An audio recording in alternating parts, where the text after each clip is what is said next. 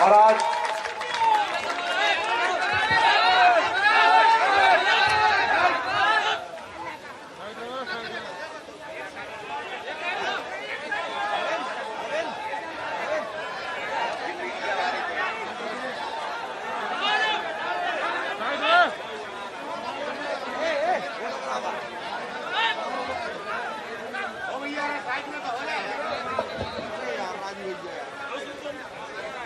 मंच पर आसीन मेरे साथ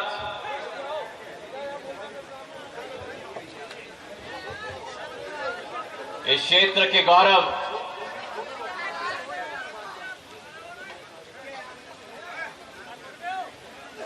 जिन्होंने इस क्षेत्र का, इस माटी का मान सम्मान बढ़ाने का एक सौगंध खाई है,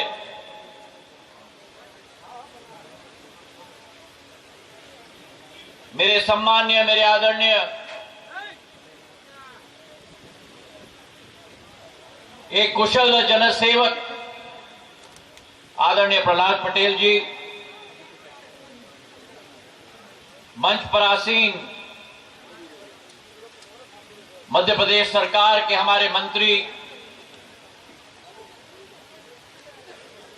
आदरणीय भूपेंद्र सिंह जी, प्रभुराम चौधरी जी, रामखिलावन पटेल जी, प्रद्युम्न सिंह तोमर जी,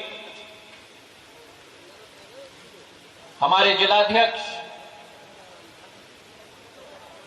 प्रीतम सिंह जी, लखन पटेल साहब, हमारे पूर्व सांसद रामकृष्ण कुसमरिया जी, शिवचरण पटेल साहब, हमारे जिला पंचायत के अध्यक्ष प्रदीप पटेल जी, भगत सिंह कुशवाहा जी, दर्शन सिंह जी, सुखनंदन पटेल जी, गोपाल पटेल जी, हरिशंकर चौधरी जी, सतीश नायक साहब, राधिका पटेल जी, अनीता खटीक जी, अंशुल सिंह परिहार जी, मंच आसीन समस्त मेरे बुजुर्गण और मेरे सामने बैठी हुई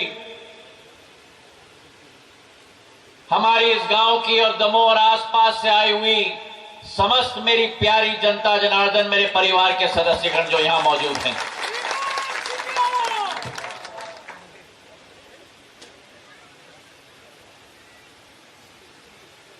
छह 600 साल का इतिहास है हमारा।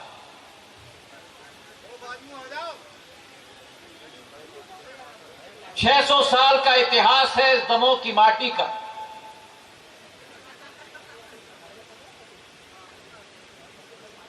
वीर वीरांगाओं ने इस माटी के सपूतों ने अपने बलिदान से इस माटी का नाम मध्य प्रदेश में नहीं, भारत माता में नहीं, लेकिन पूरे विश्व में अपना नाम उजागर किया है।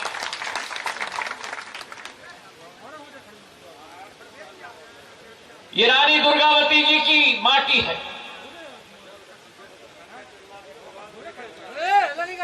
ये ठाकुर किशोर सिंह जी की माटी है, ये गंगाधर राव की माटी है, ये गोविंद राव की माटी है, जिन वीरों ने सत्य का मार्ग प्रशस्त किया और बलिदान का उदाहरण देके इस देश का गौरव को बढ़ाया है। मेरे भाई और बहनों, चाहे मुगलों का राज का समय हुआ,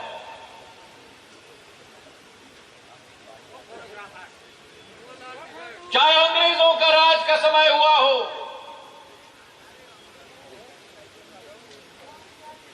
जब जब शांत हो जाओ, शांत हो जाओ, जब जब तुष्टीकरण का समय हुआ है, इन क्रांतिकारियों की भूमि ने आत्मसम्मान की लड़ाई लड़ी है, एक ऐसी आत्मसम्मान की लड़ाई लड़ी है कि सर भले कट जाए लेकिन सर कभी झुकते नहीं। मेरे भाई और बहनों, यह आत्मसम्मान की रक्षा ये इस दमोह की माटी, इस बुंदेलखंड की माटी की असली पहचान।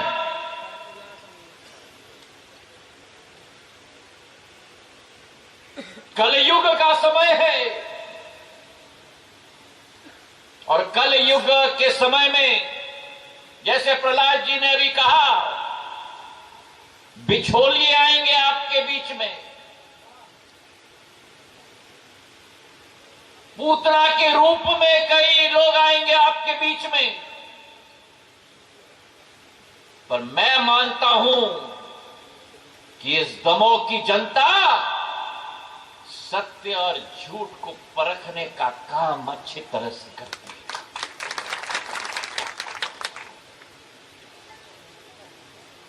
600 साल का हमारा इतिहास,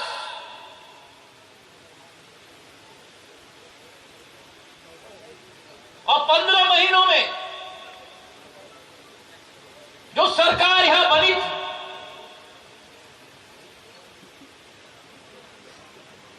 उस समय मंचासीन सभी लोग इस तरफ थे और राहुल और हम उस तरफ थे।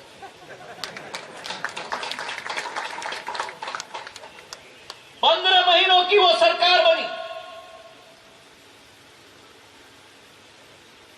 पर जिस सरकार की पहचान और ये योद्धा है आपका,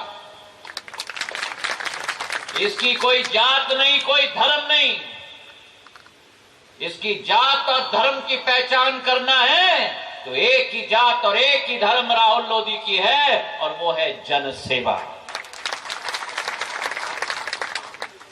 15 महीनों की सरकार रही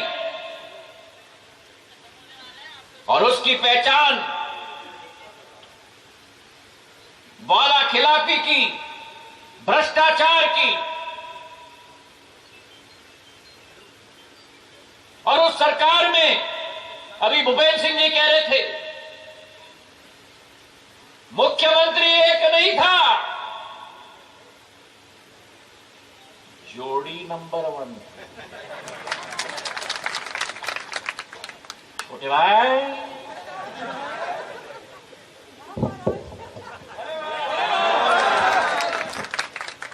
जोड़ी नंबर 1, सलामत रहे।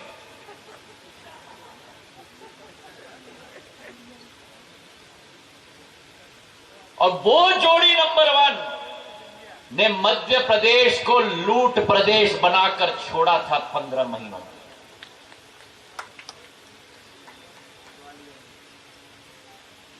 चुनाव के समय में आए थे,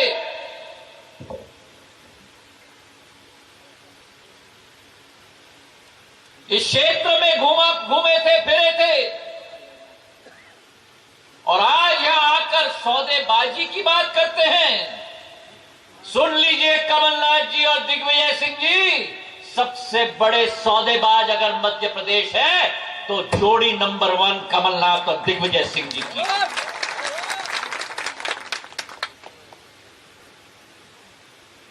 मैं इनको बड़े दूर से देखता था, जो मंच पर हमारे साथ बैठे हुए हैं, हमारे आदरणीय प्रहलाद पटेल जी को।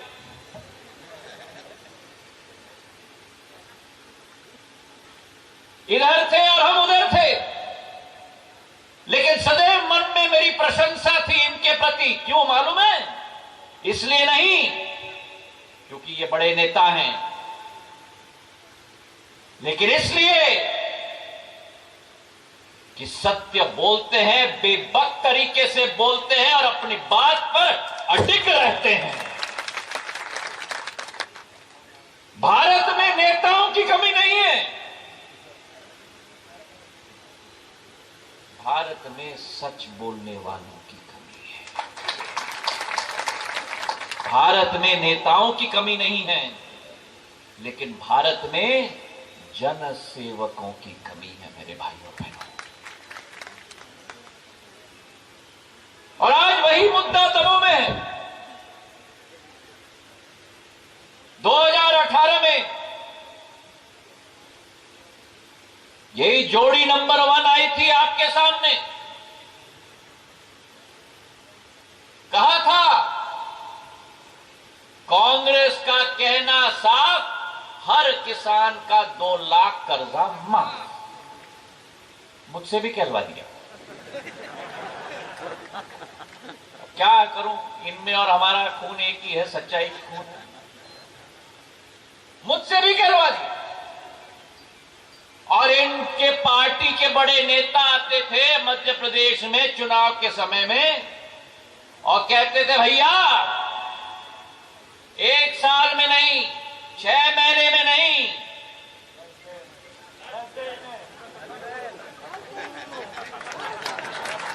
याद है, 10 दिन के अंदर, और 10 दिन के अंदर अगर कर्जा माफ नहीं हुआ तो मुख्यमंत्री को हम बदल के रखेंगे।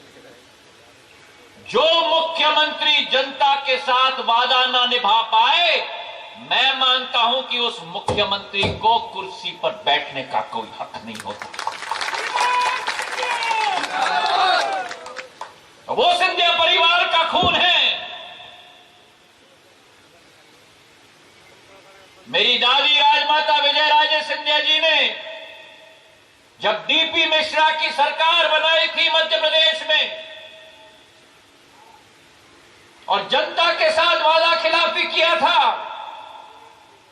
उस डीपी मिश्रा की सरकार को उखाड़ के फेंकने का काम मेरी दादी ने किया था।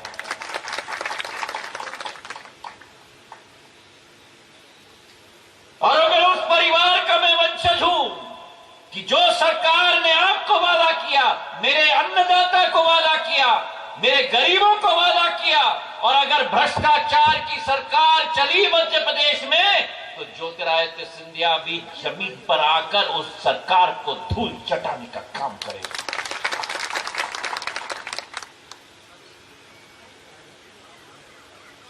किसानों का ऋण माफ होगा कहा था,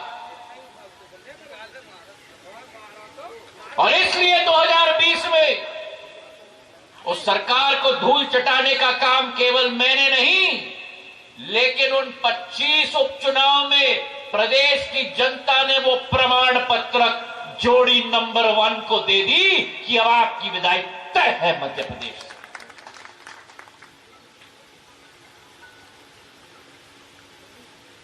जब सरकार में थे तो हर चीज पर कहा जाता था चलो चलो चलो चलो, टाइम नहीं है, दिन में 24 घंटे हैं, समय नहीं है। तो जो मुख्यमंत्री जनता को कहेगा चलो चलो, उस मुख्यमंत्री को चलो चलो करने का काम ज्योतिरादित्य सिंधिया ने करके दिखाया।